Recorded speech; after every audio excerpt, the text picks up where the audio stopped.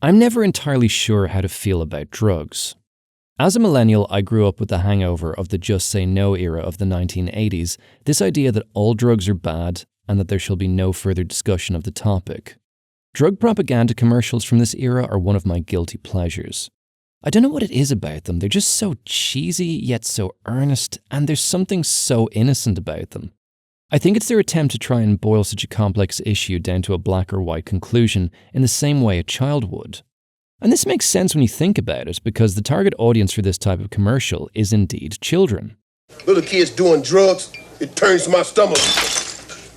That stuff hurts. I just want to shake some sense into you kids that are using drugs and think about using. So remember, don't. It's probably not going to be an effective ad campaign that tries for a nuanced discussion like, drugs can be extremely dangerous, and they can have long-lasting effects on a child's brain, which is not yet fully developed. So if you can wait till you're a bit older, educate yourself, and make an informed decision on whether you think drugs have a place in your life, it would be much better for you all around. Now, anti-drug ads more go for, so, you want to do cocaine. Cocaine destroys.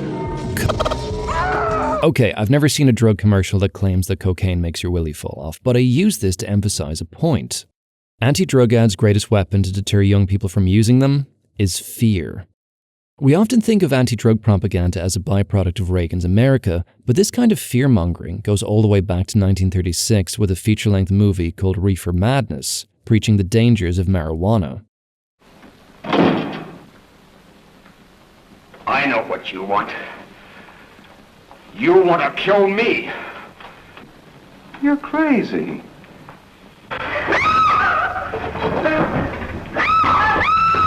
And this tells us something interesting. Those who produce propaganda have no problem lying to you, because lying is an effective way to get people to do what you want. By the late 2000s, the anti-drug movement seemed like it lost a lot of steam, and I figured people just started accepting that drugs were part of our society. But then I stumbled across this website and was shocked to find that the fear-mongering of my childhood was still alive and well. I do appreciate that they have alcohol listed as a drug, as I'm really sick of this weird holier-than-thou sentiment about alcohol somehow getting a free pass just because it's legal, despite having far more destructive potential than an equivalent like weed. The biggest problem when people talk about drugs is that they talk about them like they're all the same. Heroin should never, ever be in the same conversation as marijuana just because the two of them happen to be drugs. That would be like if a parent didn't want their kid to buy a skateboard because they once saw footage of a big air competition and were convinced that it was just as dangerous as skating outside of your home. Let's have a look at how they're trying to keep young people off illicit substances in 2024.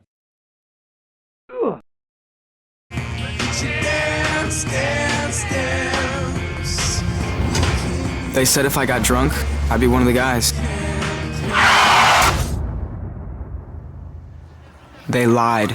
Okay, we're off to a bad start. No, they didn't lie. If you get drunk, yeah, it does make you one of the guys. Unfortunately, that's how men operate in modern society. But you know what? No one told you to then get in your car and drive home, you absolute bellend. I can't help but feel that there were so many better ways they could have gone with this. Off the top of my head, getting a random girl at a party pregnant because you were so drunk you forgot how to put on a condom. Threaten any teenage boy with a baby and see how quick you put the fear of God in them. They said weed wouldn't lead to harder drugs. You ready? Ah yes, the classic "we can't find anything wrong with weed, so we're going to say it leads to harder drugs" trope. Sure, some people will start with weed and move on to cocaine, but I'll tell you this for free. If someone wants to try cocaine, they will try cocaine. I tried weed and I've never wanted to try cocaine. I tried weed and it was enough. So where's my ad campaign? Where's my slogan? Weed can help with a lot of things, but over a long enough time, it can start to make your brain sort of sludgy, for lack of a better word. I recently moved out of a place where my roommate smoked a lot of weed, and every single evening when I'd come home from work to find them sitting in the living room, stoned off their ass watching Netflix, yeah, it's not a great look. They said if I did coke, I could party all night. Cocaine is one drug that I think people are way too casual about. I remember being shocked to find out at 19 years old that half of my class in college had tried cocaine. It's often thought of as glamorous as it is the drug of choice of the rich and famous, but it's also highly addictive and turns normal people into assholes. Or assholes into even bigger assholes. Cocaine is a hell of a drug. By the end of the video, it's kind of lame. The girl's just having a bit of a freak out. And look, if you actually want to scare people, just show them that one scene from Pulp Fiction with the tagline, cocaine. It might be heroin. They said heroin would be the best high I ever had. Yes, it is, but only the first time. And also, it's fucking heroin. Jesus, tap dancing, Christ, get some sense, child. He said he'd love me forever if I smoked crack with him. Wait a second. What? Crack has become a serious problem in Dublin these past few years, now the drug of choice of former heroin addicts. Knows why. Crack is essentially the same as normal cocaine, just with baking soda and water added to make it smokable. There was this narrative when I was growing up that crack was said to be so much more addictive than normal cocaine, which I don't believe, as normal cocaine is already plenty addictive. I feel America's war on crack, along with the heavier prison time that went along with it, was just a way to make it easier for them to put black folks in prison. Also, on a separate note, this motherfucker looks like a bridge troll, love. You can do a lot better. They said half a hit of E would be fun. And it can be, but remember, you really have fuck all idea what you're actually taking. Listen! Sniffing aerosol deodorants was a common enough occurrence when I was growing up, and at the time it was one of those things that seemed pretty innocent. However, it's something that can kill you instantly, either through asphyxiation or cardiac arrest. I went to college with someone whose friend unfortunately died at 17 years old from doing this. They said synthetic drugs would give me a safe high. Yeah, this is one of those really weird beliefs that if something isn't illegal, then it's not dangerous, and I will direct you to our good friend, alcohol. Synthetic drugs aren't inherently bad, but due to the lack of regulation, they can put any old box in them and then package them as a legal high. And that's how we end up with such vile things as spice, a drug that imitates the effects of cannabis, but also somehow ends up being really physically addictive as well. Reality is the prison of the mind, and when we die, black holes of our mind open up. Man, that kid is emo as fuck. And I don't mean in a fun MCR sort of way. Also, I'm not really sure what ill effects they're presenting here, other than the fact that LSD turns you into a little bitch. I have avoided psychedelics because the trip that they send you on is directly influenced by how you're feeling. And as someone who battles depression and lives with the constant looming shadow of a f***ed up childhood, I reckon dropping acid would lock me into a 12-hour-long nightmare. Saying that, there have been some incredible results from people taking LSD or magic mushrooms in very small amounts, a method known as microdosing. This has had some very positive results for treating people with chronic depression, and I reckon this is something that will become a legitimate therapy within the next decade or so. They said meth would help me get through my exams.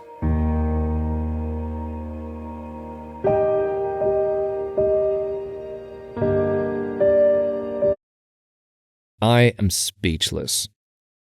I'll be honest, most of what I know about crystal meth, along with my middle-class homeboys and homegirls, I learned from watching Breaking Bad.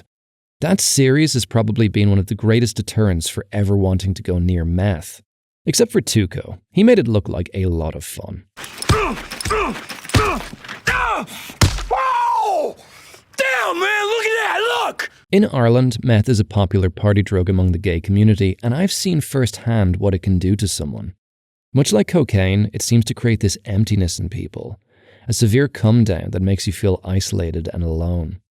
And I really think showing the simpler, more human elements of what drug addiction can do to someone is more effective than whatever the f*** this is supposed to be. I have to say though, both this and the synthetic drugs ad are really well shot. Seriously, kudos to whoever directed this, but your concept for the meth ad was fucking dumb. For the most part, drugs have never been something that have had much appeal for me. Saying that though, just before Christmas I was taking these gummies that we sold in work, which were perfectly legal and sourced from a reputable company by the by, and whilst high I made my way through a bunch of Kevin Costner films, which...